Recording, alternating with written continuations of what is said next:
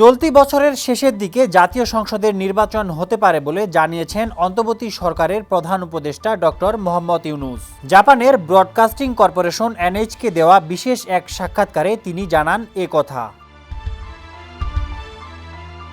নির্বাচন অনুষ্ঠিত হওয়ার পর নতুন যে সরকার আসবে তাদের কাজ করার জন্য অন্তত নিরাপদ এবং শক্তিশালী ভিত্তি থাকবে বলেও মনে করেন তিনি। ডক্টর ইউনূস বলেন, যখন আমরা ক্ষমতায় এসেছিলাম ওই সময়ের পরিস্থিতি বললে আমি মনে করি আমরা অনেক দূর এগিয়েছি, কারণ এটি ছিল একটি বিধ্বস্ত সমাজ, অর্থনীতি, রাজনৈতিক অবস্থা, বিচারিক ব্যবস্থাও ছিল অনেক নাজুক। নির্বাচন প্রসঙ্গে প্রধান উপদেষ্টা বলেন, নির্বাচনের সবচেয়ে দ্রুত সময় হতে পারে এ বছরের শেষ দিক। যখন নির্বাচন হবে, যারা নির্বাচিত হবে তারা কাজ করার জন্য শক্তিশালী একটি ভিত্তি পাবে।